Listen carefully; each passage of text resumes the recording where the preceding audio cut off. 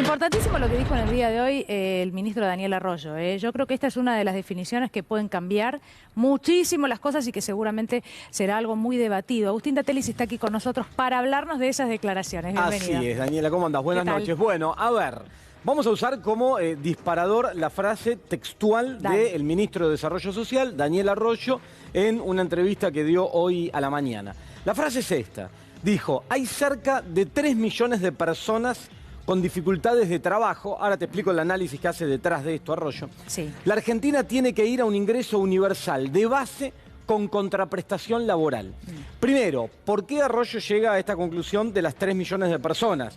Porque lo que dice es, 9 millones fueron las alcanzadas por el IFE el año pasado, que se detectó que tenían serios problemas y a partir de la pandemia con el tema laboral. Él dice que hay 3 millones que ya se reincorporaron al mercado de trabajo a partir de la reactivación, que hay 3 millones que le está costando un poco más, pero que lo están haciendo, y que hay 3 millones que no, que perdieron el empleo, el trabajo informal, lo que tenían, y que no volvieron a recuperar nada. Y que probablemente no tendrán forma tampoco de recuperar, ¿no? Claro, dadas las circunstancias, muy difícil. Hay un problema que el otro día que tratábamos también cuando vimos los datos, que es que la actividad económica que se está recomponiendo hoy por hoy no está generando empleo al ritmo al cual lo hacía antes, en la prepandemia. Entonces ahí hay un tema que atender. Y digo, más allá del análisis que hace para llegar a los 3 millones de personas identificadas con dificultades, acá la novedad es que habla, primero, de un ingreso universal. Esto quiere decir un ingreso de parte del Estado que llegue a todos los que lo necesiten con carácter universal, y después que dice de base con contraprestación laboral. Esto es algo que desde muchos sectores sociales se está planteando, incluso desde sectores sociales en acuerdo con muchos sindicatos. Sabés que, por ejemplo, hay algo que se llama el Plan de Desarrollo Humano Integral, en el cual está trabajando Juan Grabois, por ejemplo, desde los sectores que representa, con muchos sindicatos que también lo están impulsando, que apunta a esto de un ingreso universal, pero con todo un programa alrededor que garantiza una contraprestación laboral. O sea, ya no el programa de asistencia por la asistencia misma, sino con una contraprestación laboral. Vamos a repasar, si te parece, Dani, algunos datos que tienen que ver con la realidad hoy, la radiografía del empleo, el mercado de trabajo en la Argentina. Hoy por hoy, el desempleo en el primer trimestre de este año, estos datos se dieron a conocer hace muy poco, hace unos días atrás nomás, es del 10,2%. ¿Sí? Nivel de desempleo muy alto, 2 dígitos. La primera buena noticia que uno podría tomar es que el mismo trimestre del año anterior, 2020, era 10,4%. Entonces uno dice, bueno, cayó un poco el desempleo. Ahora bien, eso que tenés ahí, que dice PEA, que quiere decir población económicamente activa, es aquella gente que tiene un trabajo o que si no lo tiene, lo busca activamente. En Argentina es 46,3%, 13,3 millones de personas. Ahora, cuidado, el primer trimestre del año pasado, 2020, estaba arriba de 47,6 o 4, si no me equivoco, pero arriba de 47%. ¿Qué quiere decir esto? Que tenés menos desempleo, pero que también tenés menos población activa desde el punto de vista económico. O sea, puede ser ahí que haya mucha gente que deja de buscar trabajo, resignada porque no lo encuentra. Entonces vos ves el dato de desempleo y decís, es más bajo, pero cuidado, sobre una menor población económicamente activa. Bueno, de ese 13,3 millones de personas, vos tenés 12 millones de ocupados y 1,3 millones de desocupados, que es ese 10,2%, el 10% de la población económicamente activa, que es como se mide. Ahora bien, nos metemos en los 12 millones de ocupados. Dentro de los 12 millones de ocupados vos tenés 8,6 millones que son asalariados, ¿sí? Gente que tiene una relación de dependencia y son asalariados. Y 3,4 millones que son no asalariados. No asalariados quiere decir que ahí tenés, por ejemplo, patrón, cuentapropista, o sea, diferentes formas que tienen su trabajo. El que no está en relación de dependencia. Pero claro, no bajo relación de dependencia. 3,4 millones. Ahora, para estudiar esto del desincentivo que te digo y por qué cae la población económicamente activa, fíjate esto que se desprende del informe de la semana pasada del INDEC, que es muy interesante. El 24,5% de los desocupados, un cuarto más o menos de todos, lleva entre 6 y 12 meses buscando empleo. Es mucho.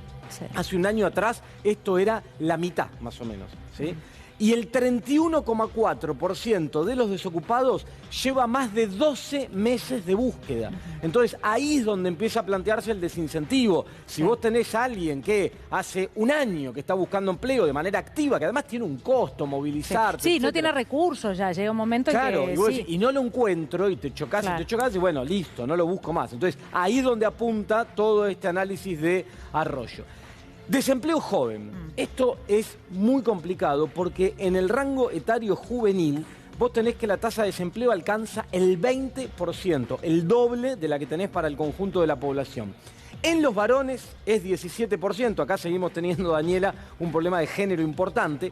En las mujeres, el desempleo juvenil, estoy hablando no de todas las mujeres, del rango etario juvenil, más alto, llega hasta los 30 años, llega a el 24,9%, muy alto, y ahí también apunta Daniel Arroyo porque es un tema al cual hay que apuntarle muy directamente. Y vos recién hablabas y salimos la comunicación que hiciste con Mariano Martín, de esta novedad de adelantar el aumento del salario mínimo vital y móvil. Bueno, ¿por qué? ¿Te acordás que el gobierno viene hablando hace rato de que este año sí no hay otra alternativa más que se recupere el poder adquisitivo de los salarios? Es decir, que las negociaciones paritarias, los ingresos pasivos, jubilaciones, asignaciones universales, le ganen a la inflación. Bueno, hasta ahora, el primer semestre, acá te pongo estimado porque falta el dato de inflación de junio, que lo vamos a tener en los próximos días, pero según las estimaciones que están dando vuelta, te da que tendrías una pérdida del poder adquisitivo este primer semestre de 5,6%. Así que, bienvenida a la noticia del salario mínimo vital y móvil. Yo creo que aún adelantando, falta todavía más para trabajar ahí. Y vamos a ver cómo siguen las paritarias, que ya se están cerrando en torno a 43, 45, 46%, para que se dé esa recomposición de los salarios, mientras se intenta de todas formas contener la suba de los precios, que es lo que más preocupa, y de los alimentos, que es la que le pega a todos estos números tan tristes que acabamos de ver, que tienen que ver con la falta de trabajo en Argentina. Agustín, dos cosas que me parecen muy importantes.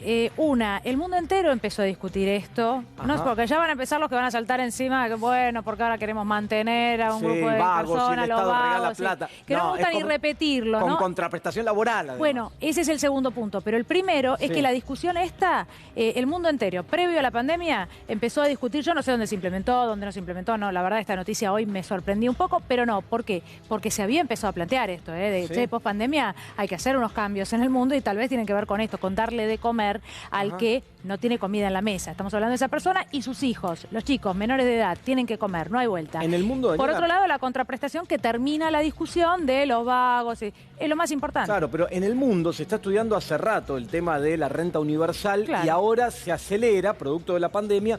¿Por qué? Porque además de los problemas que tienen las economías, los problemas distributivos y el problema del empleo en particular, el avance tecnológico también está haciendo que la creación de empleo sea muy difícil, no sea lo de antes. Entonces, si no va a haber trabajo para todas las millones de personas, miles de millones que somos en el mundo, de alguna manera eso hay que enfrentarlo, hay que contemplarlo y hay que trabajar de manera redistributiva. ¿Quién puede hacer eso? El Estado es el que tiene que meterse ahí y hacer eso. Por eso también la semana pasada hablábamos mucho de impuestos sobre los ricos, las multinacionales, evitar la ilusión fiscal. Bueno, todo termina en lo mismo, en corregir estos tristes indicadores e ir a una realidad donde nos desarrollemos como país y donde todos vivamos mejor, que es el objetivo final. Está buenísimo, sobre todo los que menos tienen. Agustín, no se va, Agustín Datelli se queda. Después de la pausa hablamos del dólar